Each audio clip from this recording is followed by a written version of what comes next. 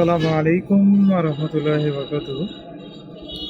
আবারও নতুন ভিডিও নিয়ে হাজির হলাম। তো আজকের টপিক হলো, কয়েকদিন আগে একটা ভাইরাল পোস্ট, ফেসবুক পোস্ট, যারা অনলাইনে অর্ডার করেন, বিশেষ করে যাদের 500-র উপরে অর্ডার হয়েছে, তারা দাবি করছেন যে স্টেট ফার্স্টের মাধ্যমে। অনেকেই আছেন যে রেগুলারই অনলাইন থেকে কোনো না কোনো কিছু কিনেন। এরকম একটা ঘটনা ঘটেছে যে তারা কিছুই অর্ডার করে নাই, একটা পেজ থেকে তাদের নামে বীজ পাঠানো হয়েছে এবং অনেক টাকা দামে।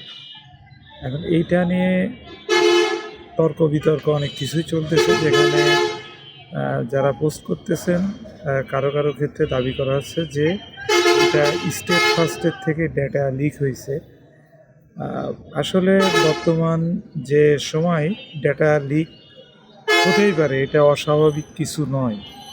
কিন্তু আমরা যারা অনলাইনে বিজনেস করি, মার্চেন্ট, ফেক চেকার নামে একটা ওয়েবসাইট আছে বা এরকম সার্ভিস অনেক কোম্পানি প্রোভাইড করে, যে সেটাতে ডেটা থাকে যে কোনো ব্যক্তি তার ওই নাম্বার দিয়ে যদি অনেকগুলো ফেক অর্ডার করে থাকে, তার বিরুদ্ধে, যেমন আমি স্টেট ফার্স্ট ইউজ করি, আমার এরকম যদি কোনো পার্সেল সে অর্ডার করে না নেয়, আমি নিজেই তার নামে একটা রিপোর্ট দিয়ে রাখি।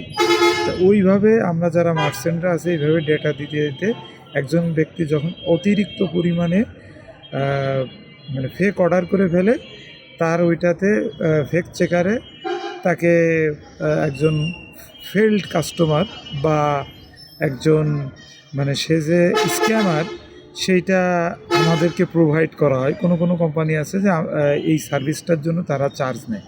তাহলে এই যে তারা যে ডেটাটা পাচ্ছে একটা নাম্বারের এগেনস্টে, নিশ্চয়ই ডাটা কোনো না কোনো কোম্পানি তাকে প্রোভাইড করে। এই জন্য আপনাদের যাদের নিয়মিত অনলাইনে অর্ডার করে থাকেন, পার্সেল আসলে অবশ্যই এভাবে আন্দাজে দিয়ে দিবেন না। হয়তো অর্ডার করি নাই, ব্যস্ততার কারণে টাকা দিয়ে নিয়ে নেওয়া হয়। এই জিনিসটা আপনারা সচেতনভাবে আপনারা অর্ডারটি রিসিভ করবেন, বা যেহেতু রিটার্ন করার অপশন আছে, সেহেতু রিটার্ন তাৎক্ষণিকভাবে আপনারা যে কোম্পানির থেকে পার্সেলটা আসছে, যে স্টেট ফার্স্ট হোক, রেডেক্স হোক, পাঠাও হোক, আরও যে কোম্পানিগুলো আছে, এই কোম্পানিগুলো আপনি তো রিটার্ন করে দিতে পারবেন, রিটার্ন করে দিলেন। তো এই জন্য এই বিষয়টা একটু খেয়াল রাখা। তো আবারও কোনো নতুন টপিকটা আপনাদের সামনে আসবো। সেই পর্যন্ত আল্লাহ আমাদের সুস্থতা দান করবে। আসসালামু আলাইকুম রহমতুল্লাহ।